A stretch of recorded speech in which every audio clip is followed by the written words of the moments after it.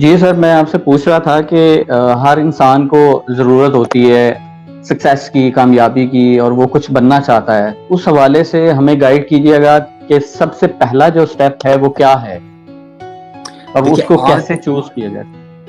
पता क्या होता है, असल में इश्यू सबसे ज्यादा जो हम लोगों के साथ होता है ना, जो प्रॉब्लम इस टाइम पे हम लोगों के साथ है वो ये है कि हम लाइफ को ना स्ट्रेट लाइन समझते हैं कि एक सीधी लकीर है जिसके अंदर हर टाइम पे जो है ना एक सीधी हर चीज होनी चाहिए। हालांकि ऐसा नहीं होता। ठीक है ना। लाइफ एक स्ट्रेट लाइन की तरह काम नहीं करती। ठीक है।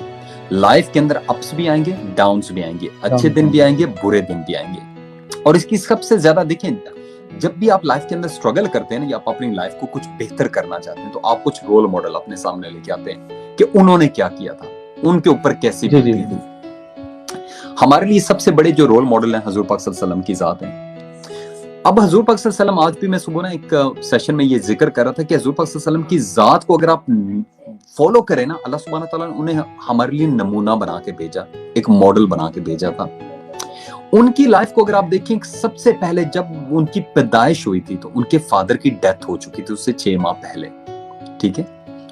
उसके बाद उन्होंने ऐसे फैमिली में उनकी आंख खुली थी, उनके वालदा के पास सिवाय बकरियों के और कुछ भी नहीं था।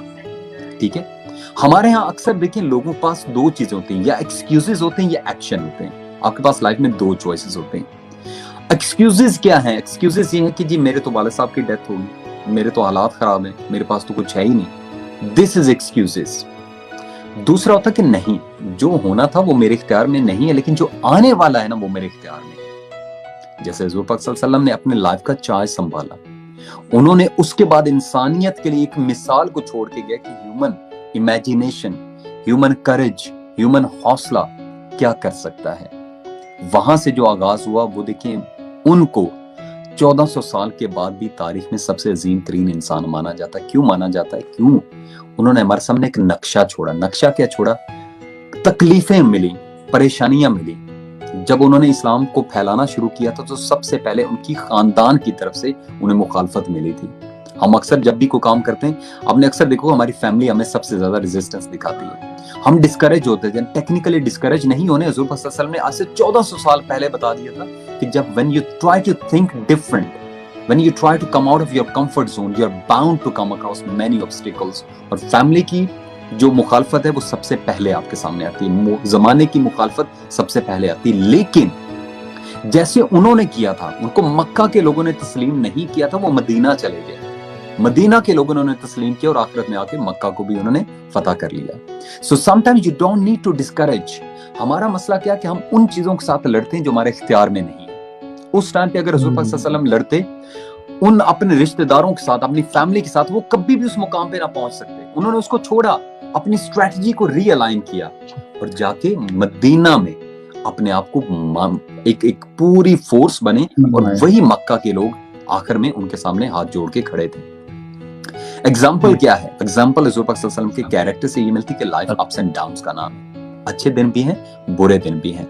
कामयाबी के नाम की कोई चीज नहीं इस दुनिया के अंदर। हम कहते हैं ना कामयाबी, कामयाबी टेक्निकली क्या है कि आपकी लाइफ में जो कुछ भी हो रहा है आप इसको समझें, it's a circle of life. ये लाइफ का फ्लो है, ये लाइफ का फ्लो चल रहा है। कोई ऐसा आज तक आपकी लाइफ के अंदर कोई इवेंट, कोई इंसिडेंट ऐसा नहीं जो परमानेंट रहा हो।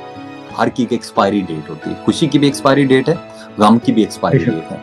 आज आपकी लाइफ में कितनी स्ट्रगल आएंगी जब आपने देखोगे यार इसके आगे तो कुछ है ही नहीं, लेकिन अल्लाह सुब्हानहू तआला ने फिर आपको रोशनी दिखाई होगी। इसी तरीके से कई दफा हम इतने परेशान होते हैं, हम कहते हैं कि यार इस परेशानी का तो कोई हल नहीं, लेकिन कुछ अरसे बाद हमें वो याद भी नहीं रहता कि उस नाम की कोई परेशानी हमारी जिंदगी में थी भी या नहीं। तो सक्सेस को हासिल करने के लिए जो हमें सबसे पहले हमें फ्लो ऑफ लाइफ को अंडरस्टैंड करना है। ना दुनिया के साथ लड़ाई झगड़ा करना है, ना हालात के साथ लड़ाई झगड़ा करना, अपनी जात के साथ फाइट करनी है। It's not world versus you, it's you versus you. जब तक दुनिया के साथ लड़ोगे हमेशा हार मानोगे, कार खाओगे। जब अपनी जात के साथ लड़ाई करोगे उस लेवल पे आप चले जाएंगे लाइफ के अंदर जहां पे you can do anything, you can achieve anything, you can be anything. आप उस लेवल पे अपनी लाइफ के चले जाते हैं। सर दूसरा क्वेश्चन ये है कि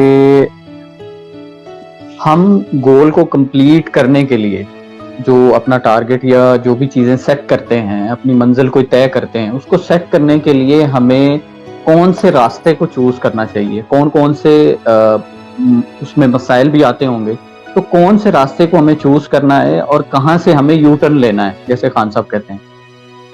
देखिए, एक चीज ध्यान में रखें, अगेन हमेशा लाइफ के अंदर प्लान ए रखें, प्लान बी ना रखें। जिनके पास प्लान बी होता है ना, वही फेल होते हैं। ठीक है, जब आपके पास एक प्लान होता है एंड दैट्स ओनली प्लान है, जैसे तारिक बिन ज़ियाद ने कहा था, बर्न द बोट्स। जब आप कश्तियां जला देते हैं ना, तो फिर आप कभी नाकाम नहीं होते। आपको पता मेरे पास चॉइस ही नहीं है। ठीक है, हमारा सबसे बड़ी नाकाम होने की रीजन होती है हमारे पास plan A, plan B, plan C, plan D होता है। ये थोड़ा देखें, जब भी कोई प्लान को आप आगाज करेंगे या लाइफ का गोल बनाएंगे, there is no way it's gonna take off straight away. फौरन कुछ भी नहीं होने वाला। आज मैं लाइफ की जिस लेवल पे हूं, ये लाइफ मैंने आज से 15 साल पहले सोची थी। उसके बाद जो मैंने स्ट्रगल देखी, वो मैं जानता हूँ, अल्लाह सुब्हाना ताला जानते कि मैंने कौन सी स्ट्रगल को फेस किया। लेकिन मुझे पता था ये प्राइस मुझे पे करनी है। हजूर पाक सल्लल्लाहु अलैहि वसल्लम को आज से 1400 साल पहले था कि मुझे अगर इस्लाम को मनवाना है तो मुझे मक्का छोड़ना पड़ेगा, मुझे मदीना में जाना है। ठीक है, समटाइम्स हमें अपनी मंजिल नहीं बदलनी होती, हमें अपना रास्ता बदलना होता है। हमारे गोल्स और हमारे ड्रीम्स और हमारे मिशन अक्सर सबसे ज्यादा इसलिए फेल होते हैं कि हमारे पास plan A, plan B, plan C, plan D होता है। एक कामयाब नहीं होता, हम कहते हैं यार छोड़ दो इसको, आगे कुछ शुरू करो। यार अगर ऐसे ही करना, लाइफ तजर्बा थोड़ी है कि लाइफ के ऊपर आप एक्सपेरिमेंट्स करते ही रहें, तजर्बे करते रहें। नहीं, एक लेवल के बाद इंसान को छोड़ना पड़ता है। एक लेवल के बाद इंसान कहता है, you know what, I need to settle down now. हमारा मसला वही, again coming back to the same thing, कि बच्चे जो हैं ये गोल तो बनाते हैं लेकिन गोल की प्राइस पे करने के लिए तैयार नहीं होते।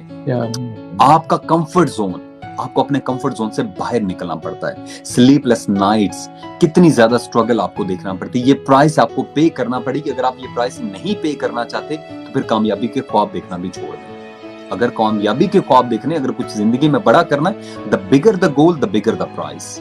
जितना बड़ा गोल होगा उतनी बड़ी प्राइस होगी। तो short, in a long story short, आपके सवाल का सिंपल जवाब है कि लाइफ के अंदर एक प्लान रखें and that should be plan A. फिर उसके साथ कमिटेड हो जाएं। दुनिया यकीन नहीं करेगी, दुनिया आपको बुरा भला भी बोलेगी, आपको बोलेगी तुम तो बेवकूफ हो, तुम क्या कर रहे हो, तुम तो कभी कामयाब नहीं होगे। आज से 1400 साल पहले हजूर पाक सल्लल्लाहु अलैहि वसल्लम को लोगों ने बोला था आप जादूगर हैं, आप कभी कामयाब नहीं होंगे, ये है वो है। उन्होंने लोगों की बातें नहीं सुनी, अपने मिशन में लगे रहे, और आज 1400 साल बाद 1 अरब से ज्यादा लोग उनके मानने वाले हैं। मैं इसलिए कहता हूँ कि सीखना तो एक ही जात से सीखो, हजूर पाक सल्लल्लाहु अलैहि वसल्लम की जात से। जब भी वापस जाओगे, जिस भी स्ट्रगल से गुजरे, उनसे आपको लाजमी कोई ना कोई लेसन मिलेगा। बेशक सर, यहाँ पे टॉपिक से हटके एक मेरा क्वेश्चन है कि जैसे ही हम चीजों को सिलेक्ट करते हैं ना, अपने गोल्स को, मंजिल को, टारगेट को सिलेक्ट करते हैं, तो ये एग्जैक्टली है कि हमें उसकी प्राइस पे करनी पड़ेगी। ये इसके बगैर तो कोई चारा है ही नहीं। उस प्राइस को पे करने के लिए जो हमारा रास्ता होता है, बाज दफा वो रास्ता हमारा गलत हो जाता है, हम रॉन्ग वे में चले जाते हैं। उस चीज को कैसे टैकल करना चाहिए या उस चीज को कैसे हैंडल किया जा सकता है? देखिए, नाकामी या गलती, जब भी आप जिंदगी के अंदर कुछ करना चाहते हैं, you are bound to come across many obstacles. एक टर्मिनोलॉजी जो इसको बोलते हैं एनालिटिकल एबिलिटी, एनालिसिस करना। जब भी आप कहीं पे फेल होते हैं तो आप टेक्निकली फेल नहीं होते, वो सिर्फ ये होता कि वो रास्ता ठीक नहीं है। अब उसकी जगह पे क्या है कि आपके पास 2 ऑप्शन है। विक्टिम मेंटालिटी डेवलप करनी है, किस्मत को गिला करना, हालात का गिला करना, लोगों का गिला करना, या एनालिसिस करने कि मैं क्यों फेल हुआ, क्या गलती हुई, कहां पे मुझसे मिस्टेक हुई थी, क्या चीज मैं बेहतर कर सकता हूं जिससे बेहतर करने से नेक्स्ट लेवल पे मैं पहुंच सकूं। तो अगर आप एनालिटिकल एबिलिटी करें, हर नाकामी आपको कुछ ना कुछ सिखाती है।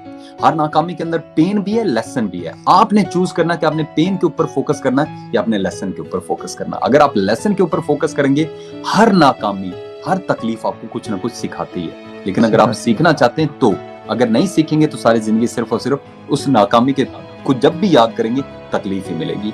दुनिया का हर कामयाब इंसान, जिसको भी देख लें, कोई भी ऐसा इंसान नहीं जिसने तकलीफें ना बर्दाश्त हुई, उसने सारे सही फैसले किए। कोई दुनिया का ऐसा इंसान नहीं जो बोले कि मैंने परफेक्ट डिसीजन मेकिंग की। लाइफ के अंदर एक सबसे जो क्रिटिकल चीज होती है वो होती है एक्सपीरियंस। एक्सपीरियंस कैसे मिलता है? एक्सपीरियंस हमें मिलता है अपने डिसीजन से। डिसीजन हमारे गलत साबित होते हैं, गलत साबित होने से हम सीखते हैं, और सीखना करने के बाद हमें एक्सपीरियंस से आगे बेहतर फैसले करते हैं। एक फ्लो होता है लाइफ का। हम कहते नहीं जी फर्स्ट ऑफ ऑल हमने तो डिसीजन करना ही नहीं है। अगर डिसीजन करना है तो फिर जैसे नाकामी मिलती है हम हाथ खड़े कर लेते हैं। नो, प्रोसेस को फॉलो करें। You are bound to make some decisions and they are bound to backfire, but learn from your mistakes and make better choices going forward. क्योंकि आपकी जिंदगी में आज ज़ीशान आप जहां पे हैं, आज मैं जहां पे हूं, ये हमारे फैसलों का नतीजा है। न इसमें किस्मत का अमल दखल है, किसी चीज का नहीं। अल्लाह सुब्हानहू तआला कहते हैं तुम जो मेरे बारे में गुमान करोगे मुझे वैसा पाओगे। आज आप जिंदगी के अंदर जिस भी मुकाम पे हैं, आप अपने डिसीजंस की वजह से, ना किस्मत की वजह से है, ना लोगों की वजह से। लाइकवाइज मैं अगर कहीं पे भी हूँ, ये मेरी फैसलों का नतीजा है। अल्लाह सुब्हानहू तआला रंग लगाते हैं, इसमें कोई डाउट नहीं, लेकिन सबसे पहले मुझे डिसीजन मेक करना है कि मैंने क्या करना है। Okay sir. अच्छा, इसमें काफी सारी चीजें हैं जो इन्वॉल्व होती हैं सर। तो जो फिजिकली और मेंटली जो चीज स्ट्रॉन्ग करती है वो क्या चीज है सर? वो आप हमारी ऑडियंस को बताइएगा और हमें भी बताएं कि इस सारे प्रोसेस को अचीव करने के लिए फिजिकली और मेंटली स्ट्रॉन्ग होना सर बहुत जरूरी है। इसके लिए हमें क्या करना होगा? देखिए, 3 चीजें होती हैं। पहली होती है फिजिकल फिटनेस, फिर होती है मेंटल फिटनेस और फिर होती है इमोशनल फिटनेस। हमारी जिंदगी का सारा दारोमदार होता है इमोशनल फिटनेस के ऊपर। हमें से अक्सर लोग हैं जब रिजेक्शन मिलती है हम बड़े इमोशनल हो जाते हैं, परेशान हो जाते हैं कि ये क्या हो वो क्या हो। लेकिन स्ट्रॉन्ग लोग जो हैं वो इमोशनली इतना स्ट्रॉन्ग होते हैं, स्ट्रगल के बाद, परेशानियों के बाद, तकलीफों के बावजूद, फेल होने के बावजूद वो अगले दिन उठते हैं, अपने आप को झाड़ते हैं और दोबारा शुरू हो जाते हैं। क्योंकि emotionally they are smart, they are intelligent and they are strong. लेकिन इस चीज को अब रिवर्स करें। इमोशनली इंटेलिजेंट होने से पहले आपको मेंटली इंटेलिजेंट होना है, और मेंटली इंटेलिजेंट होने के लिए आपको फिजिकली इंटेलिजेंट होना और फिजिकली स्मार्ट होना। हमारा मसला ये है, मैं कितने लोगों से बात करता हूं, कितने लोग मुझे ऐसे मिलते हैं कि जो फिजिकल फिटनेस को फोकस ही नहीं करते। यार, आपकी जिंदगी के अंदर जो सबसे बड़ी दौलत है आपके पास, वो आपकी सेहत है। आपके पास सबसे बड़ी जो दौलत है आपकी अपनी जात है। अगर आपको अपनी जात की कदर नहीं तो दुनिया आपकी कदर कैसे करेगी? सबसे पहले अपनी जात को टाइम दो, ठीक है? Your diet should be your medicine. आपकी जो खुराक है आपकी दवाई होनी चाहिए ताकि आपको दवाई ना लेना पड़े। आप अपने जिस्म को क्या खिला रहे हैं, आप अपने दिमाग को क्या खिला रहे हैं, ये बड़ा मैटर करता है। कितने लोग ऐसे हैं जो एक्सरसाइज करते हैं, कितने लोग ऐसे हैं जो खाने से पहले 100 दफा सोचते हैं कि यार इसका असर क्या होगा। 30-35 साल तक, 40 साल तक आपकी बॉडी कहती है जो मर्जी खिलाओ मैं खाती जाऊंगी, लेकिन 40 के बाद मैं तुम्हें बताऊंगी कि तूने मुझे क्या खिलाया था। फिर उसके बाद शुगर भी हो जाती है, डायबिटीज भी हो जाती है, उसके बाद जोड़ों का दर्द भी हो जाता है, बाल भी गिर जाते हैं, फिर डॉक्टर जो कहता हम करने पे तैयार हो जाते हैं। अगर हम थोड़ा सा इंटेलिजेंट टाइम पे हो जाए ना, कुछ ना करें, कुछ भी ना करें, एक सिंपली एवरीडे 30 मिनट्स की वॉक करना शुरू कर दें। आपको मैं एक चीज बता दूं, आप लाइफ में जितने भी परेशान हैं, आप एक काम करें, जिंदगी के अंदर 2 काम कर लें। आप देखें आपकी एनर्जी लेवल टोटल डिफरेंट हो जाएगा। या नफल पढ़ें या आप रनिंग करके आए या वॉक भी इवन करके आ जाएं। जब आप नेचर में जाते हैं ना, आपका ब्रेन डिफरेंट फंक्शन करता है। तो जब तक इंसान फिजिकली एक्टिव नहीं है वो मेंटली भी एक्टिव नहीं होगा, और मेंटली एक्टिव नहीं है तो इमोशनली भी एक्टिव नहीं होगा। इट्स अ 3-वे process, physical, mental and emotional. हमारा मसला कि हम स्ट्रेट वे चाहते हैं इमोशनली इंटेलिजेंट बने। नो, सबसे पहले फिजिकली करो। मैं बहुत अच्छा वर्कर था जब पाकिस्तान के अंदर था, लेकिन कहीं ना कहीं पे आके मुझे रुकावटें मिलती थी। यूके के अंदर जब आया तो मुझे अंदाजा हो कि नहीं यार, इन सारी चीजों को ताल्लुक आपकी फिजिकल फिटनेस के साथ है। उसके बाद वो दिन आज का दिन है, मेरा नहीं ख्याल कि मैंने एक्सरसाइज छोड़ी है। मैं सुबह उठता हूँ 4:30 बजे उठता हूँ, मेरा 4:30 बजे अलार्म लगा होता है, ठीक है? नमाज पढ़ने के बाद मैं 5:30 सवा 5 बजे निकल जाता हूँ। सॉलिड 5 से 6 किलोमीटर रनिंग करने के बाद मैं घर वापस आता हूँ, ठीक है? तो बड़ा कुछ करने के लिए ना अपने आप को फिजिकली स्ट्रॉन्ग करें, क्योंकि जब आप फिजिकली स्ट्रॉन्ग होते हैं, आप देखिए आपकी एनर्जी बड़ी जबरदस्त होती है। अदरवाइज तो आप सारा दिन मरियल से लगते हैं। जब आप खुद ही मरियल से लगते हैं, हमने दुनिया को क्या मोटिवेट करना है? बिल्कुल। यहाँ पे सर, जैसे आपने वो 40 के बाद बताया कि बॉडी जो है हमारी वो बताती है कि मैं क्या हूँ। बेसिकली वो ये बता रही होती है कि अब जो आपने कचूमर खाया है ना, वो मैं आपको बताऊंगी, वो अब आपका निकलेगा। तो सर, इसमें जैसे हम किसी भी रास्ते पे चलते हैं तो वहां पे हमें कुछ उस्ताद मिलते हैं।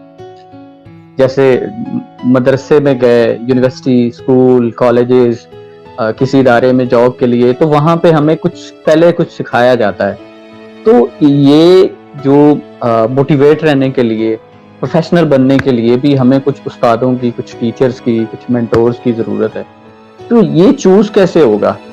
इसकी जो चूजिंग क्वालिटी है वो कैसे होगी? हमें कैसे पता चलेगा कि हमें एक राइट टीचर चूज करना है, देखिए मेंटोर? पता क्या होता है, दुनिया के अंदर आपको लोग या इंस्पायर करते हैं या आपको ड्रेन करते हैं। अक्सर लोगों के पास आप खड़े हो, आपको लगता है कि यार यहाँ से भागी जाओ तो बेहतर, वो ऐसी नेगेटिव बातें करते हैं, ठीक है।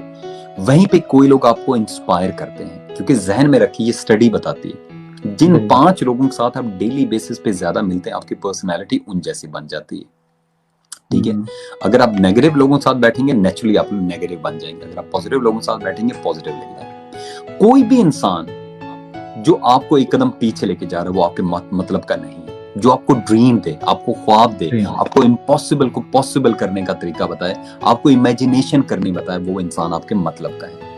मैं जब स्कूल और कॉलेजेस में था, आज भी मेरे टीचर्स के साथ मेरी बहुत अच्छी गपशप। उसकी रीजन, मैं कभी भी स्टडी में बहुत अच्छा नहीं था। मैं शुरू से स्टडी में एवरेज था, मतलब क्लास के अंदर मेरी पोजीशन आ जाती थी, लेकिन जैसे होता ना टॉपर होना, बड़े मार्क्स आना, ये करना, मैं उनमें से नहीं था। लेकिन मैं बचपन से ही, आई थिंक दूसरी या तीसरी क्लास से ऑनवर्ड्स मेरा एक ट्रेंड था। मैं पूरे स्कूल के अंदर कोई का टीचर ऐसा देखता था कि जिसके साथ बैठ के मैं कुछ सीख सकूं। मेरी इंटरेस्ट थे 3 चीजें, जनरल नॉलेज, इंग्लिश और बिजनेस स्टडीज। शुरू से बचपन से जैसे एक इंसान का एक ब्रेन फंक्शन करता है। मैंने गांव के प्राइमरी स्कूल से सीखी थी, और बिलीव मी उस टाइम पे 6ठी या 7वीं से इंग्लिश शुरू होती थी, जिस दौर में हमने पढ़ा।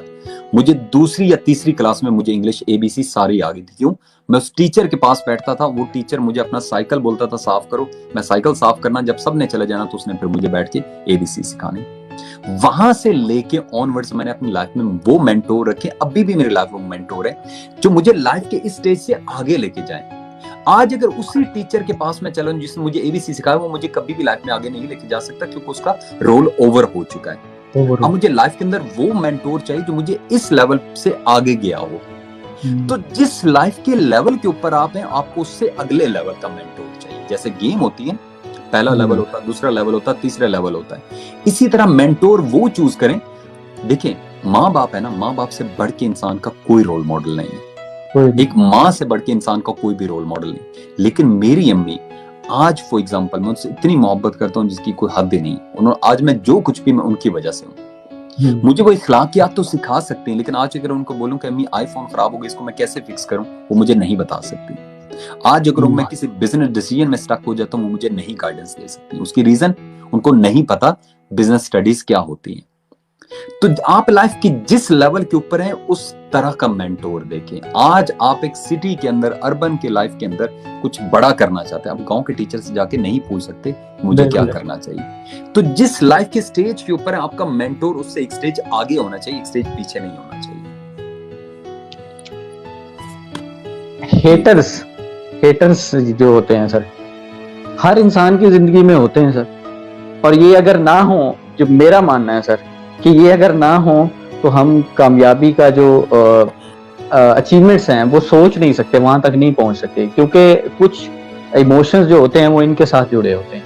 तो हेटर्स को कंट्रोल करने के लिए हमें क्या करना होगा? हर इंसान की जिंदगी में होते हैं।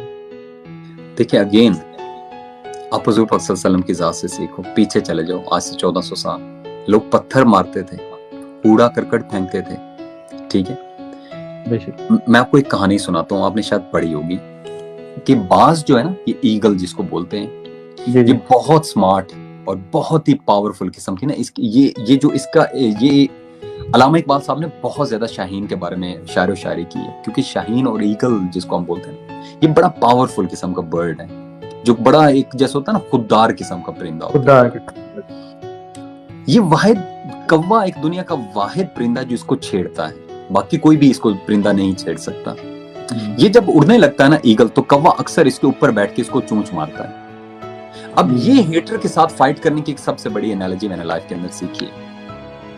उस टाइम पे ईगल बजाय कौवे के साथ लड़ने के ना, ऊपर ही ऊपर चला जाता, ऊपर ही ऊपर चला जाता, ऊपर एक उस टेम्परेचर तक चला जाता, आसमान तक, जहां पे जाके कौवे की सांस जो है वो फूलना शुरू हो जाती, वो ब्रीदिंग नहीं करता और तंग आके नीचे गिर जाता है। ठीक है। तो इस कहानी से हमें लेसन क्या मिलता है कि बाज ने कभी साथ लड़ाई नहीं लड़ी, वो अपने आप को लाइफ में उस लेवल पे लेके चला गया जहां पे कभी की वैसे ही बस हो गई, वो नीचे गिर गया। तो लड़ना हल नहीं है, कभी भी किसी हेटर के साथ आप लड़ाई ना लड़ें, क्योंकि उनको एक चीज चाहिए, रिएक्शन। जब आपने रिएक्शन दे दिया तो उनका तो मकसद पूरा हो गया, रिएक्शन नहीं देना। हुजूर पाक सल्लल्लाहु अलैहि वसल्लम ने क्या किया था, जिस औरत ने कूड़ा करकट फेंका था उसके घर जाके उल्टा उसकी भी तीमारदारी की थी। हुजूर पाक सल्लल्लाहु अलैहि वसल्लम ने लड़ाइयां नहीं लड़ी, लड़ाई तब लड़ी जब उनके ऊपर नाजिल हुई, जब उनके ऊपर जबरदस्ती ठोंसी गई। अपने हेटर के साथ फाइट करने का सबसे बेहतरीन तरीका अपने आपको लाइफ के उस लेवल पे लेके चले जाएं जहां पे वो आपको कुछ कहने की काबिल ना रहे, बल्कि सिंपली आपको एक नजर ऊपर करके देखेंगे, यार ये इंसान किस लेवल पे चला गया है। आपकी लाइफ में भी हेटर है, मेरी लाइफ में भी हेटर्स हैं, लेकिन नहीं, लड़ना नहीं, रिएक्शन नहीं देना, चुप करके। एक इंग्लिश की कहावत है, ग्रो इन साइलेंस। अपनी कामयाबी को शोर मचाने दो, आप ना शोर मचाओ। आप शोर मचाएंगे तो वो एक खोखले बांडे की तरह आप शोर मचाएंगे, नहीं। अपने आप को उस लेवल पे लेके, जब मैं यूके में आया था तो लोगों ने मुझे बहुत ताने मारे थे कि यार ये वेस्ट टाइम करेगा, ये पैसे जाया करेगा, ये करेगा, वो करेगा। अब बिलीव करें 6 साल तक, 2011 में मैं यूके आया था, 2016 तक किसी को नहीं पता था मैं यूके में क्या हूं, मैं क्या नहीं कर रहा हूं। 2016 में जाके लोगों को मैंने बताया कि मैं क्या चीज हूं, ठीक है। वो लड़का जो गांव, एक छोटे से गांव से चल के आया था, जिसके ऊपर लोगों ने लेबल लगाया था कि ये नाकाम होगा, मैंने मुंह से जवाब नहीं दिया, मैं चुप करके जैसे मट्टी में दफन हो गया था, जैसे बीज दफन होता है ना।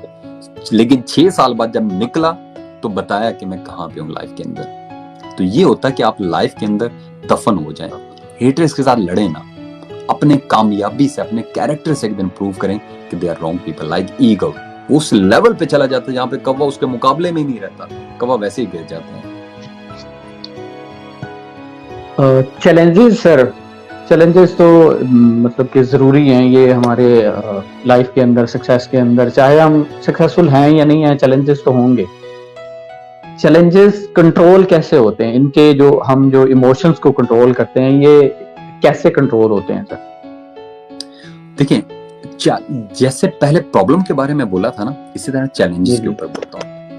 आप लाइफ के जिस लेवल पे है ना, उससे अगले लेवल में जाना चाहते हैं। आपने वीडियो गेम खेली होगी, वीडियो गेम के अंदर आप देखें पहला लेवल बड़ा इजी होता है, दूसरा लेवल टफ होता है, तीसरा लेवल उससे भी टफ होता है, चौथा लेवल उससे भी टफ होता है। मतलब जितने लेवल आप लाइफ को उस गेम के अंदर जाएंगे उतने लेवल आपको टफ मिलेंगे। लाइफ भी इसी तरह से है, आप जिस लेवल पे, आपके चैलेंजेस भी उसी टाइम के। एक गरीब आदमी से पूछो, उसके लिए सबसे बड़ी जो दुनिया की परेशानी है रात की रोटी है, कि उसकी कोशिश मुझे रात का खाना मिल जाए, ये उसकी लाइफ का सबसे बड़ा चैलेंज है। बिल गेट्स से पूछो, उसकी लाइफ का सबसे बड़ा चैलेंज क्या है, उसकी डिजायर है कि एड्स का खात्मा हो दुनिया से, उसकी डिजायर है कि दुनिया के अंदर से पोलियो का खात्मा हो, उसकी डिजायर है कि सस्टेनेबल हम ड्रेनेज सिस्टम लेके आए। यानी जो बंदा जिस लेवल पे, उसको उस लेवल पे उसके ना चैलेंजेस है। लेकिन जब आप उस चैलेंज देखें, जैसे वीडियो गेम के अंदर आप विलन को नहीं मारते तो आप वहीं पे लूज कर जाते हैं। इसी तरह अगर आप लाइफ के उस चैलेंजेस को अगर नहीं मार, या वो आपको हराएगा, अगर आपको हराएगा तो आपकी लाइफ के एक लेवल पे नीचे आ जाएंगे। लेकिन अगर आप उसको डिफीट करेंगे, आप लाइफ के ऊपर वाले लेवल पे चले जाएंगे।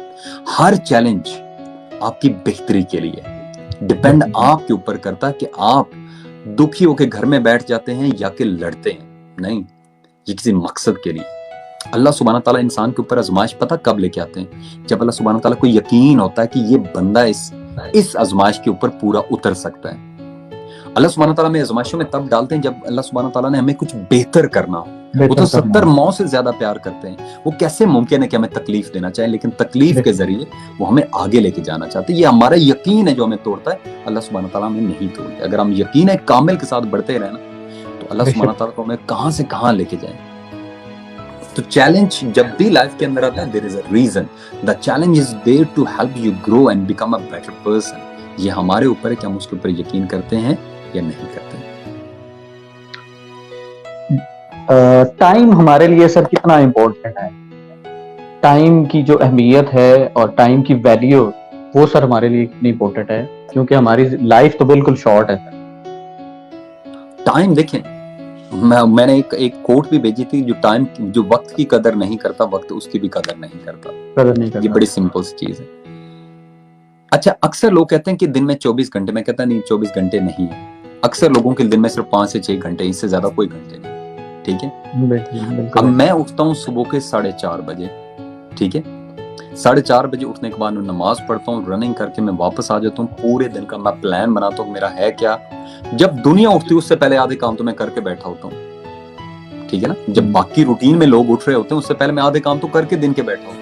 एक्सरसाइज कर चुका होता हूँ मैं, अपना नाश्ता कर चुका होता हूँ मैं, नमाज पढ़ चुका होता हूँ मैं, पूरे दिन का प्लान बना चुका होता हूँ। और जो दिन की सबसे क्रिटिकल टास्क है वो मैं सुबह 9 बजे से पहले करके साइड पे मारता हूँ। तो टेक्निकली एक बंदा जो उठता ही 9 बजे या 10 बजे उठता है, ठीक है, और 5-6 बजे उसने दिन खत्म करके घर आके टीवी के सामने बैठ जाए ना, तो उसमें, या मैं मुझको भी छोड़ दें, जितने हाईली सक्सेसफुल बंदे हैं वो सुबह से लेकर रात तक, आप यकीन माने, मैं जब यूके में आया था ना, तो मेरी ट्रैवलिंग मैं बहुत ज्यादा ट्रैवलिंग करता हूँ। तो यार मैंने देखा कि सुबह मैं स्टेशन पे जाता हूँ ना, तो जितने हाईली सक्सेसफुल लोग हैं जो हाईली पेड पोजीशंस पे हैं, सीईओ पोजीशन पे, चेयरमैन पोजीशन पे, वो मुझे वहां पे नजर आते हैं। जो वर्कर टाइप के बंदे मैंने अक्सर देखा वो 9 बजे स्टेशन पे आते हैं। ये माइंडसेट का डिफरेंस है।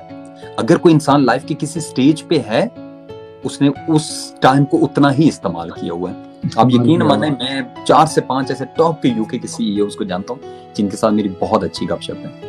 वो सुबह 5 बजे उठ के अपना काम शुरू कर देते हैं और रात को 11-12 बजे जाके सोते हैं। लेकिन उनको पता है कि ये प्राइस अगर हमने अभी पे कर दी तो जिंदगी के बाकी साल सौखे हैं। हमारा मसला ये कि वो हम काम जब करते हैं तो घर को याद करते हैं, जब घर में होते हैं तो काम को याद करते हैं। हमारी लाइफ में बड़ी मिक्स्ड सी ना वो है, हम टाइम को यूज नहीं कर पाते। तो टेक्निकली 24 घंटे हर बंदे के पास नहीं है। अपने आप को एंटरटेन भी करना चाहिए, लाइफ के अंदर एंजॉय भी करना चाहिए। जो लोग मुझे जानते हैं उन लोगों को पता है मैं बहुत ज्यादा ट्रैवलिंग करता हूँ, बहुत ज्यादा हॉलीडेज भी करता हूँ, एंजॉय भी करता हूँ, लेकिन उसके लिए वर्क हार्ड भी करता हूँ। इंग्लिश की कहावत है, work hard play hard. Daily routine के बारे में सर क्या ख्याल है? जैसे अभी आपने बोला कि हर बंदे के पास 24 घंटे नहीं होते, तो इस जो टाइम पीरियड होता है 24 घंटों को मैनेज कैसे किया जाए? ये बहुत इंपॉर्टेंट सवाल है सर, ये तमाम ऑडियंस का होगा, इसके बारे में थोड़ा सा एक्सप्लेन। एक चीज होती है जिसको बोलते हैं वर्क एंड लाइफ बैलेंस। आपका काम और लाइफ का बैलेंस होना चाहिए। अक्सर लोगों को देखा, या जिंदगी को इतना एंजॉय करते हैं कि काम की खबर नहीं, या काम को इतना सीरियस लेते हैं जिंदगी के बारे में खबर नहीं होती। दोनों कंडीशंस गलत है। आपको बैलेंस चाहिए यार। पैसा कमाने का क्या मकसद है कि आप एंजॉय करो। वो कौन सा पैसा जो आप कमा के कोठियां तो खड़ी कर रहे हैं, लेकिन आपकी जात को पता ही नहीं कि ये पैसा क्या कर रहा है। आप अपनी जात को ही एंटरटेन नहीं कर रहे, आप अपनी जात को एंजॉय नहीं कर रहे। Balance, the key is balance. UK के अंदर या यूरोप के अंदर ये लोग क्यों हाईली सक्सेसफुल हैं? क्योंकि इनकी एक इनका मंत्र है, मंडे टू फ्राइडे ये गधों की तरह काम करते हैं, ये रुकते ही नहीं है। ये सुबह से लेकर रात तक काम काम काम है, इनको कुछ नजर नहीं आता। बट वीकेंड ये सॉलिड एंजॉय करते हैं। हर 3 माह बाद ये लाजमी एक वीक ऑफ करते हैं। हमारा इशू ये कि हमारे अब मंडे टू, मुझे ये बताएंगे कि पाकिस्तान में एक स्कूल चाइल्ड है, उसकी लाइफ देखिए। वो सुबह बेचारा 6:30 बजे उठता है, स्कूल जाता है, स्कूल से वापस आता है, ट्यूशन जाता है, ट्यूशन से वापस आता है, तो आके वो होमवर्क करता है। मंडे टू सैटरडे उसकी ये रूटीन है। तो उसने अपनी लाइफ में एंजॉय कब करना है उसको तो पता ही नहीं है। तो बैलेंस इज द की। अगर हम काम के टाइम पे अपना 100% दें, हमें उतना ही हम एंजॉय भी कर सकते हैं। हमारा इशू ये कि हम सॉलिड किसी भी चीज को टाइम नहीं देते। मैंने बताया ना, घर के अंदर हम काम को सोच के परेशान होते हैं और काम के अंदर हम घर को सोच के परेशान होते हैं। बैलेंस। गोरे को मैंने देखा जब वो ऑफिस के दरवाजे के अंदर आ जाता है, उसकी जाती जिंदगी में कुछ भी है, फैमिली में डेथ भी होगी, वो उसको भी भूल के अपने काम को 100% देता है। ठीक है। मैं यकीन माने, मैं हमारी ये जो ऑर्गेनाइजेशन अभी हमने स्टार्ट की, ये मार्च से हमने शुरू की। मार्च से लेके आज तक मैं वो बंदा हूं जो 3 माह बाद मैं सॉलिड 1 से 2 वीक की छुट्टियां करता हूं और कहीं ना कहीं किसी कंट्री में निकल जाता हूं। लेकिन क्योंकि अभी हमने अपना वेंचर शुरू किया पाकिस्तान में, बच्चों को लेके एक ऑर्गेनाइजेशन का स्टार्ट किया, मार्च से लेके आज तक मैंने एक भी डे ऑफ नहीं किया। मैं मुसलसल काम कर रहा हूं, एवरी सिंगल डे मैं काम कर रहा हूं। ठीक है। एक भी मीटिंग आज तक मैंने मिस नहीं की। एक भी कोई बंदा ऐसा नहीं जो ये बताए कि मैंने मीटिंग मिस की, और सबसे पहले मीटिंग में मैं पहुंचता हूँ। ठीक है। क्योंकि मुझे पता मेरा मिशन बड़ा है, तो प्राइस भी मुझे सबसे पहले पे करना पड़ेगी। आज जो तकलीफें मैं काट रहा हूं, मुझे पता है इंशाल्लाह आने वाली हमारी नस्लें जो है इससे फायदा उठाएंगी। तो अगेन सब बैलेंस। मुझे पता है इंशाल्लाह ताला 2 साल सॉलिड मेहनत कर ली, उसके बाद इतना सुख आ जाएगा कि इंशाल्लाह एवरीथिंग विल बी फाइन। बिल्कुल। सर 30 मिनट्स तो हो चुके हैं सर। यहाँ पे कुछ क्वेश्चंस हैं, ऑडियंस को भी साथ में मेरा है पॉइंट कि हम लेना चाहें। अली जी साहब हैं, वो ये क्वेश्चन पूछ रहे हैं, how we can manage study and job, can we do job with study? बिल्कुल कर सकते हैं, बिल्कुल कर सकते हैं, ये बिल्कुल परफेक्टली पॉसिबल है। इन इन अब्रॉड में जो तो ये कल्चर है कि सिर्फ स्टडी नाम की कोई चीज नहीं, स्टडी काम दोनों चीजें चलती हैं।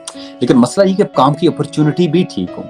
आजकल तो ऑनलाइन कितनी ज्यादा अपॉर्चुनिटी है, आप फ्रीलांसिंग कर सकते हैं, आप कितना कुछ कर सकते हो, देयर इज अ बैलेंस। लेकिन अगेन अगर आप बैलेंस रखें तो अगेन वही, जब आप काम कर रहे हैं तो आप सोशल मीडिया के ऊपर अपना टाइम जाया कर रहे हैं, ऑफिस के अंदर आप बैठे हैं तो घर को सोच के बैलेंस। हमेशा एक चीज ध्यान रखें, बैलेंस इज द की।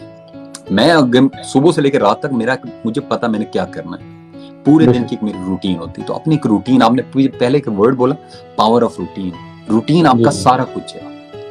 आपका दिन आपको ड्राइव कर रहा है या आप अपने आप को ड्राइव कर रहे हैं? अगर आपका दिन आपको ड्राइव कर रहा है, फुटबॉल की तरह एक बंदा आपको जो है ना वो ठोकर मारता, आप उधर चले जाते हैं, दूसरा मारता आप इधर, आपके बॉस ने काम बोला आप उधर चले गए, घर वालों ने बोला आप इधर चले गए, आपको पता ही नहीं आप कौन है। Have a routine yourself. आपको पता होना चाहिए मेरे पूरे दिन का क्या है, और नो बोलना सीखें।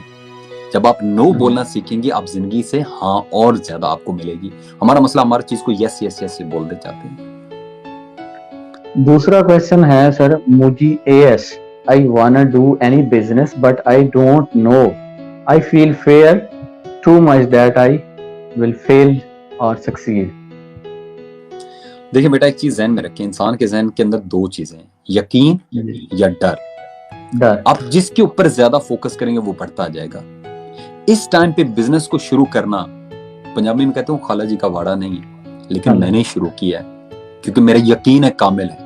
तकलीफें आएंगी ये मुझे पता है, स्ट्रगल होंगी मुझे पता है, मार्केट भी बहुत ज्यादा इस टाइम पे टाइट है मुझे पता है, लेकिन मेरा यकीन है कि इंशाल्लाह इट विल बी सक्सेसफुल। ठीक है, तो आपका अगर यकीन है ना मेरी जान, तो रास्ते 100 मिल जाएंगे। लेकिन अगर आपका डर है ना, तो फिर नेचुरली आपको स्ट्रगल देखना पड़ेगा, आप फेल होंगे। ये ना देखें कि आप क्या नहीं कर सकते, ये देखें कि आप क्या कर सकते हैं। क्या कर सकते, मतलब पॉजिटिविटी को देखें, अपॉर्चुनिटीज को देखें। exactly. जैसे सर आपने एक दफा एक जुमला बोला था जब व्हाट्सएप पे कन्वर्सेशन हो रही थी कि दुनिया का बड़ा से बड़ा क्राइसिस जो है ना वो लेके आता है, वो अपॉर्चुनिटीज लेके आता है। और कोरोना ने बहुत कुछ सिखाया है सर, हम बहुत कुछ, वो कुछ जो शायद हम अगले 10 साल में जाके सीखते, वो 1-6 महीने के पीरियड में हम सीख गए। बिल्कुल बिल्कुल, टोटली एग्रीड। अगला क्वेश्चन है सर नईमुल हसन का, how we can make a strong diet whenever I try to diet well but after 2-3 days everything gets change. देखिए, एक नहीं बेटा, एक चीज जहन में रखें, अक्सर लोगों का इशू ये होता है, वो रूटीन को समझते कंसिस्टेंसी। यार हम इंसान हैं, हम कंप्यूटर नहीं है जो हर रोज ए दबाओ तो ए लिखेगा। हमारे इमोशंस हैं, किसी दिन हम अच्छा फील करें, किसी दिन बुरा फील करें। अक्सर लोग रूटीन को इसलिए फॉलो नहीं कर सकते, वो कंसिस्टेंसी चाहते हैं। कंसिस्टेंसी नाम की चीज नहीं आती। हम इंसान हैं, ह्यूमन है, इमोशंस है, हमारा जैसा मूड होगा हम वैसा बिहेव करेंगे। It's fine, it's cool. असल चीज कंसिस्टेंसी आती है कि जब आप कोशिश करते ही रहें। एक दिन नहीं हो तो अगले दिन कोशिश करें। आज अगर डाइट नहीं फॉलो हुई तो अगले दिन जरूर कोशिश करें। One thing. Second thing, slow and study ऊपर जाएं, बेबी स्टेप्स उठाएं। एक दिन में ना करें कि कल से मैं जी ये शुरू कर दूंगा, वो नहीं होता। मैंने बताया ना, मैंने जब यूके के अंदर आया तो मैंने आहिस्ता आहिस्ता फिटनेस को देखा। मैं पाकिस्तान में था, मेरे अंदर नमाज पढ़ने की मुझे आदत नहीं थी, नमाज बिल्कुल मुझसे नहीं पढ़ी जाती थी। यूके के अंदर आया तो मेरे एक बहुत ही अच्छे मोहसिन, उन्होंने मुझे एक टिप दिया, कहते तुम जो भी नमाज पढ़ सकते हो वो पढ़ो, ये छोड़ दो कि मैंने 5 नहीं पढ़ी तो छोड़ ही दो, जो मिलती वो पढ़ लो। उसका फायदा क्या हुआ कि आहिस्ता आहिस्ता अल्हम्दुलिल्लाह मेरी वो रूटीन बनी। 2011 से लेके आज 20 है, मैंने एक नमाज भी नहीं छोड़ी अल्हम्दुलिल्लाह, सारी की सारी आज तक पढ़ी 10 सालों में। रूटीन बनती है जब आप अपने आप को पुश करते रहते हैं। एक दिन नहीं भी हो अगले दिन जरूर कोशिश करें, एक दिन नहीं हो तो अगले दिन कोशिश जरूर करें। और डाइट के अंदर जो सबसे क्रिटिकल एलिमेंट होता है वो सुबह का नाश्ता होता है। आप जिस इंसान ने अपना नाश्ता छोड़ दिया, वो बंदा जितनी स्ट्रगल करता है उस इंसान को पता नहीं। ऐसे कि जैसे बगैर फ्यूल के आप गाड़ी को चला रहे हैं, आपको नहीं पता, क्योंकि बॉडी है ना, इंसानी बॉडी 40 साल तक कहती है कि भाई जो कहोगे मैं करने के लिए तैयार हूं, मैं तुम्हारी गुलाम हूं। लेकिन 40 के बाद वो तुम्हारी आका होगी और तुम गुलाम होगे। तो अपनी बॉडी को अब्यूज ना करें, इसको यूज करें। नाश्ता नहीं स्किप करना, जैसे हुजूर पाक सल्लल्लाहु अलैहि वसल्लम ने बताया कि नाश्ता ऐसे करो जैसे बादशाह करता है, दोपहर का खाना ऐसे खाओ जैसे वजीर खाता, और रात का खाना ऐसे खाओ जैसे फकीर खाता। हमारा सारा उल्टा है, नाश्ता तो हमने करना नहीं है, दोपहर का खाना हमने डट के खाना, और रात का तो खैर वो गुलछड़े होते हैं, और होते भी 11 बजे हैं, 11-12 बजे। 7-8 के बाद तो खाना होना ही नहीं चाहिए, बिल्कुल खाना नहीं उसके बाद में। तो रूटीन को बेहतर करें बेटा। टफ है लेकिन टफ चीजें ही बड़ा रिजल्ट देती है, आसान चीजें कौन सा रिजल्ट देती है मेरी जान। जिशान हैदर ऑफिशियल सर पूछते हैं, often we feel depression without reason, how can we control emotions. उसकी रीजन पता क्या होती है मेरी जान? हमारी रूटीन इसमें बहुत बड़ा रोल प्ले करती है। हमारी अगर रूटीन रिग्रेसिव है ना, कि उसके अंदर हमें पता नहीं हमने दिन में क्या करना, मूड किया तो फेसबुक के ऊपर बैठा रहा स्क्रॉलिंग करता रहा, ठीक है। आपका ब्रेन वैसे फंक्शन करेगा जो चीज आप इसको खिलाएंगे। Very simple. अगर इसको सारे दिन क्रैप फीडिंग करते रहेंगे, सोशल मीडिया के ऊपर बैठे हैं, आपने सेलिब्रिटी की लाइफ देख रहे हैं कि यार वो देखो ये बंदे के पास गाड़ी है, ये देखो ये क्या कर रहा है, आप डिप्रेशन फील करना शुरू कर देते हैं, यार उसकी जिंदगी कहाँ पे, देखो मैं कहाँ पे लाइफ के अंदर हूँ, ठीक है। अपनी रूटीन को बेहतर बनाएं। और सेकेंडली, मेरी लाइफ में भी मुझे आज तक डिप्रेशन कभी नहीं हो, लेकिन बेसुकूनी मेरे अंदर थी 2011 तक। जब मैंने अल्लाह सुब्हाना तआला के साथ कनेक्शन को स्ट्रॉन्ग कर लिया, अल्लाह सुब्हाना तआला का एहसान करीम है, उसके बाद मेरी लाइफ से बेसुकूनी चलेगी, क्योंकि मेरा कामिल यकीन है कि मेरा मालिक हर चीज को संभाल लेगा। मेरे हाथ में कोशिश करना, जो भी तकलीफ है वो बैठा है ना, ये चीजें उसके संभालने वाली, मेरे संभालने वाले नहीं। मेरे हाथ में कोशिश है, मैं गिरूंगा भी तो संभाल लेगा मुझे। जब हमारी जिंदगी में यकीन नहीं होता तो डिप्रेशन बढ़ जाता है। तो 2 काम करें, अपनी रूटीन को बेहतर करें, दूसरा एक नमाज भी पढ़ सकते हैं ना, पढ़ें जरूर। नहीं पढ़ सकते, जितनी भी मिस होगी, अक्सर लोग इसलिए नमाजें नहीं पढ़ते कि यार 5 तो पढ़ी नहीं, अब क्या जरूरत है पढ़ने की। यार पढ़ो तो सही ना, कुछ नहीं कर सकते, फर्ज ही पढ़ लो, नफल ही पढ़ लो, कुछ तो पढ़ो यार, पढ़ो तो सही। जिस मालिक के कायनात ने इतना कुछ दिया, उसको एक दफा थैंक यू तो बोल दो यार, दिन में सिर्फ एक दफा। हम हमारा मैनेजर हमारी तनख्वाह बढ़ाता, हम 100 दफा उसके घर में मिठाई भी लेके जाते हैं, उसको थैंक यू भी बोलते हैं, उसका बार बार शुक्रिया अदा करते हैं। यार जिस जात ने हमें तंदुरुस्त जिस्म दिया है, जिस जात ने हमें आज का दिन अता किया है, कितने ऐसे लोग हैं जिनकी जिंदगी का आज आखिरी दिन था, यार उसको एक छोटा सा थैंक यू भी नहीं बोल सकते। अगर नहीं बोल सकते तो जिंदगी में अगर परेशानी और डिप्रेशन है तो इसकी जिम्मेदार आप खुद हैं, आपके हालात नहीं है। बेशक ये हमारा राइट भी बनता है सर कि इतना दिन, पूरा दिन हम पता नहीं क्या क्या खाते हैं, क्या क्या देखते हैं। एक मैं वीडियो देख रहा था सर, उसने कहा कि मैं बहुत गरीब हूँ, तो सामने वाले ने कहा कि इस तरह कर, आप मुझे ना एक आंख दे दो, एक कान दे दो और एक बाजू दे दो, तो 2 करोड़ देता हूँ। लेकिन उसने कहा इस तरह तो मैं बहुत अमीर हूँ। उसने कहा कि आप शुक्र भी अदा किया करो। तो ये शुक्र का सजदा होता है। बहुत आपने जबरदस्त बात की सर। हमें एक या 2 बुक्स रिकमेंड कर दें जिससे जो इजी भी हो और हर बंदा उसको परचेज भी कर सके और पढ़ भी सके उसको। 1 या 2 बुक्स। एक बुक तो मैं स्ट्रांगली रिकमेंड करूंगा, जो एक दफा नहीं मैं 2 दफा पढ़ चुका हूँ, वो है कुरान मजीद तर्जमे के साथ। मैंने सिर्फ तर्जमा पढ़ा, मैंने अरबी नहीं पढ़ी। अरबी मैंने किसी जमाने में पढ़ी थी उस्तादों से, लेकिन मैंने कुरान मजीद 2 दफा तर्जमे के साथ सुना है, पढ़ा नहीं, क्योंकि आजकल सुनना आसान है, पढ़ना मुश्किल है इंसान के लिए। तो मैं जब गाड़ी में बैठता हूँ तो मैं बहुत ज्यादा ट्रैवलिंग करता हूँ, तो मैं गाड़ी में कुरान मजीद लगा लेता हूँ और सुनता रहता हूँ। आप यकीन माने कुरान मजीद के अंदर एक उधार लेन देन से लेके तलाक तक, साइंस तक हर मसले का हल है। हमें देखे ना, हम इतने बड़े सेशन अटेंड करते हैं, प्राइसेस पे करके, कुरान मजीद तो फ्री हमारे पास पड़ा हुआ है। अंधाधुंध अरबी में पढ़ रहे हो, पता ही नहीं इसमें लिखा क्या है, तो उसका क्या फायदा।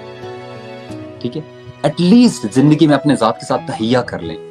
एक दफा कुरान मजीद को तर्जमा, अरबी ना पढ़ें, क्योंकि अरबी उर्दू दोनों मिक्स हो जाएंगे, आपको समझ नहीं लगेगी। सिर्फ उर्दू पढ़ें, आपकी जिंदगी के मतलब ही चेंज हो जाएगा। ये मेरी स्ट्रॉन्ग रिकमेंडेशन है। दूसरा मसला ये है कि आजकल बुक्स पढ़ना बहुत मुश्किल है। ठीक है, इंसानी ह्यूमन हैबिट बन चुकी है, हम स्क्रीनों के सामने इतना टाइम लगाते हैं, पढ़ना हमारे लिए मुश्किल हो गया। मच बेटर ये कि डॉक्यूमेंट्रीज देखें।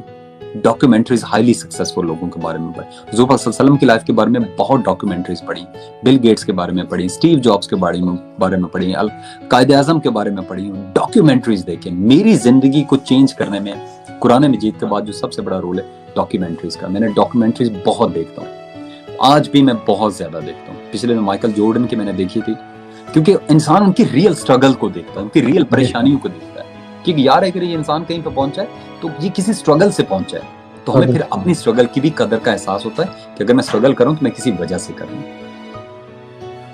सर क्वेश्चन है कि वो आपने डाइट की बात की, डाइट जो है वो काफी सारी चीजें उसमें आ जाती हैं, लेकिन जो सुबह का नाश्ता है, ब्रेकफास्ट है, वो अगर सिंपल भी होता है तो क्या होना चाहिए? बिल्कुल सिंपल। देखिए, इंसानी बॉडी को सुबह ना 2-3 चीजें चाहिए होती है। प्रोटीन चाहिए होती है और शुगर चाहिए होती है, और वो नाश्ता चाहिए जिससे आपका एनर्जी लेवल बूस्ट अप हो। ठीक है। हुजूर पाक सल्लल्लाहु अलैहि वसल्लम की सबसे जो फेवरेट नाश्ता था दलिया हुआ करता था।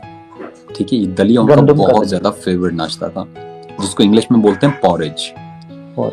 पॉरेज की सबसे बड़ी क्वालिटी देखें, पॉरेज की सबसे बड़ी क्वालिटी, एक, इससे आपका खून का बहाव जो वो बेहतर होता है, आपका खून पतला होता है, हार्ट अटैक होने के चांसेस नहीं होते। दूसरा इसका सबसे बड़ा एडवांटेज होता है कि आप सुबह पॉरेज प्रॉपर एक प्याला भर के खा लें, आप यकीन माने आप 12-1 बजे तक आपको लगेगा मेरे जिस्म में बेहतरीन तवानाई है। अब अक्सर लोग कहते हैं कि हम क्यों पॉरेज खाएं, ये तो बीमारों वाला खाना है।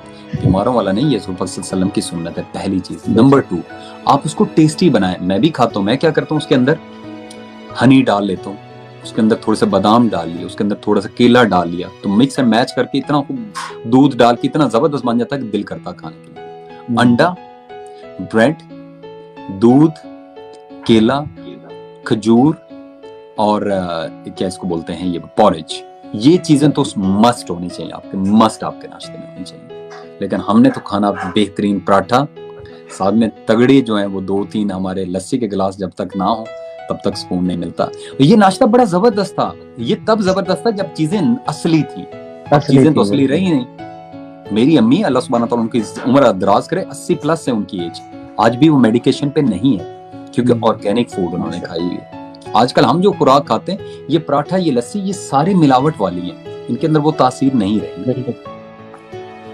सर लास्ट में आपका टाइम बड़ा सर कीमती है, बहुत टाइम दिया आपने। लास्ट में 5 कुछ ऐसी चीजें लाइफ के बारे में जिसके लिए हम तगदो करते हैं अपने मंजिल को पाने के लिए, 5 चीजें सर, मैसेज। देखिए, मेरा एक रूल भी है, मैं इसको बोलता हूँ चेन ऑफ सक्सेस, कि अपनी जिंदगी के अंदर 5 चीजों को सेट कर लें, आप कुछ भी हासिल कर सकते हैं, कुछ भी हासिल कर सकते हैं। पहली चीज, अपनी लाइफ के अंदर एक रूटीन लेके आए। आपको पता ही नहीं आपने कब उठना, आपने कब सोना, आपने मिडिल में क्या करना, आप मतलब अंधाधुंध देखना, बस दिन गुजार रहे हैं। आपका मकसद है कि दिन आज बस गुजर जाए किसी तरीके से। दिन को गुजारे नहीं, दिन को कंट्रोल करना सीखिए। ठीक है, रूटीन इज क्रिटिकल। और जिस खालिक कायनात ने हमें इतना नवाजा, उसके नाम के साथ आगाज करें। सुबह उठ के एक सजदा उसे जरूर करें कि खालिक कायनात तेरा शुक्र है, तूने एक दिन और अता किया है, मैं तुझे सजदा करके दिन का आगाज करूं, मेरे लिए आसानियां पैदा करना। अपनी रूटीन को बेहतर करें। पहली चीज, सुबह उठ के एक पूरी जो है ना, एक टू डू लिस्ट बनाएं कि आज मैंने पूरे दिन में करना क्या है। उसको 3 सेक्शन में डिवाइड करें। पहला सेक्शन, बहुत क्रिटिकल चीजें जो आज ना हुई तो उनका कल नुकसान होगा। दूसरी में वो जो आज होगी तो ठीक है, ना हुई तो कल भी हो सकती है। और तीसरी लिस्ट, वो जो आज भी ना हुई, कल भी ना हुई तो कोई टेंशन नहीं, चलेगा। ठीक है, 3 उसको डिवीजन में अब वो कर लें। बहुत critical, less critical and non important. तो आपको पता चल गया आज सारे दिन में मैंने करना क्या है। दूसरी चीज, एक्सरसाइज। आपकी लाइफ के अंदर कुछ ना करें, सिंपली वॉक ही कर लें। डेली बेसिस पे एक्सरसाइज जरूर करें, कुछ ना करें, सिंपली वॉक कर लें, 30 मिनट्स वॉक कर लें। तीसरी चीज, डाइट। आपकी लाइफ के अंदर सबसे जो मैं कहता हूं ना, आपकी गिजा आपकी दवा होनी चाहिए। जब आपकी गिजा ठीक नहीं होती तो फिर आपको दवा लेना पड़ती है। Your diet should be your medicine. चौथी चीज, लर्निंग करें, डेली बेसिस पे लर्निंग करें, चाहे छोटा सा भी कुछ सीखें, हर रोज कुछ नया सीखें। दिन के अंदर 365 डेज हैं, अगर हर रोज एक छोटा सा भी नया सीखेंगे तो आपने पूरे साल में 365 नई चीजें सीखी। कुछ नया सीखें, कुछ थोड़ा सा भी नया सीख लें, किसी बच्चे से लर्न करें, ऑनलाइन लेक्चर लें, कुछ नया कुछ सीखने की कोशिश करें। और आखिरी चीज, अपनी जिंदगी के अंदर सही लोगों के साथ इंटरेक्शन करें। People have the power, they can make us और दे कैन ब्रेक अस। अच्छे लोग आपको जोड़ देते हैं और बुरे लोग आपको तोड़ देते हैं। जो रिश्ता भी आपको एंजाइटी, स्ट्रेस, बिला वजह की परेशानी देता वो आपके मतलब का रिश्ता नहीं है। सही लोगों के साथ इंटरेक्शन करेगा। लोगों को ये गिलाना कि जी आप उनको टाइम नहीं देते, तो भाड़ में जाए यार, आपका टाइम कीमती है। उनको दें जो उसकी कदर करते हैं, जो को वैल्यू ऐड करते हैं। अगर वैल्यू ऐड नहीं करते, आपने उसका टाइम जाया किया, आपने उसका टाइम जाया किया, उसने आपका किया, तो अल्लाह ला खैर सला, दोनों ने अपने टाइम को जाया किया। नहीं, एक एज तक अच्छा लगता है, 20-22 तक अच्छा लगता है, टाइम जाया भी होगा, खैर है। 22 के बाद नहीं। 22 के बाद अगर आप जिंदगी को सीरियस नहीं लेंगे, जिंदगी आपको भी सीरियस नहीं लेगी। ठीक है, 22 के बाद अपने टाइम की कदर करें। आपको पता होना चाहिए मेरा टाइम इतना कीमती, मैं अपना टाइम किसी फजूल बंदे को नहीं दूंगा। फजूल की बजाय एक मोहताज बंदे को टाइम दे दे, वो ज्यादा बेहतर है। ठीक है, तो अपने टाइम की कदर करें, सही लोगों के साथ अपने इंटरेक्शन करें, और सबसे इंपॉर्टेंट चीज, अल्लाह सुब्हानहू तआला के साथ अपने रिश्ते को जरूर मजबूत करें। ये रिश्ता जितना कमजोर होगा, दुनिया में उतनी ही ज्यादा आपकी स्ट्रगल बढ़ेंगी। जिस दिन आपका ये रिश्ता इतना मजबूत हो गया, आपका यकीन होगा कि मैं जब भी गिरूंगा मेरा मालिक मुझे थाम लेगा, जब भी तकलीफ में आऊंगा वो मुझे सहारा देगा, तो आप कभी भी यकीन, अब अल्लाह सुब्हानहू तआला कहते हैं मैं तुम्हें नहीं तोड़ता, तुम्हारा ईमान, तुम्हारा यकीन, तुम्हारी कमजोरी तुम्हें तोड़ती, तुम्हारा यकीन कमजोर है। अल्लाह सुब्हानहू तआला कहते हैं मैं दुआएं नहीं कबूल करता हूँ, मैं यकीन से मांगी दुआएं कबूल करता हूँ। यकीन से मांगी, जो भी माना है यकीन से मांगो कि अल्लाह सुब्हानहू तआला तू नहीं देना, और अगर ना भी दिया तो मुझे पता उसके पीछे भी तेरी कोई रीजन है, तो मुझे कुछ बेहतर देना चाहता है। आज अगर पाकिस्तान के अंदर मैं स्पीकिंग कंपटीशन विन कर लेता, आज मैं माइक्रोसॉफ्ट का वाइस प्रेसिडेंट कभी भी ना बनता। मेरे यकीन है कि वो जो रिजेक्शन मुझे मिली थी, अल्लाह सुब्हानहू तआला मुझे बड़ा ओहदा देना था, तब भी मुझे इतनी बड़ी नाकामी दी थी। तो अल्लाह सुब्हानहू तआला के साथ अपने रिश्ते को मजबूत कर लें। बहुत शुक्रिया सर, आपने अपने कीमती टाइम में से निकाला है टाइम हमारे लिए, हमारी ऑडियंस के लिए। और एक लास्ट में बताएं कि अभी आप पाकिस्तान में हैं या यूके में हैं? अभी यूके में। तो सर कब दिसंबर तक आने का प्लान है। ठीक है सर, तो इसका शेड्यूल शेयर होगा सर आपके पेज पे? इंशाल्लाह हम लोग का लास्ट टाइम भी जब मैं था पूरे पाकिस्तान में हम लोगों ने शेयर सेशंस किए। बिल्कुल, कल मैं पूरी प्रोफाइल आपकी देख रहा था तो उसमें आया हुआ था फरवरी में शायद सर। लास्ट इस दफा भी इंशाल्लाह हमारा प्लान है कि पूरे पाकिस्तान की ट्रिप पे हम निकलेंगे और इंशाल्लाह हर सिटी में। बहुत शुक्रिया सर, बहुत ही गपशप करके आपके साथ बहुत ही मजा आया सर, बहुत कुछ सीखा है हमने। इसी तरह हम आपको थोड़ा सा तकलीफ देते रहेंगे, और हमारी ऑडियंस के लिए बहुत शुक्रिया sir. Thank you. Thank you. अल्लाह हाफिज़।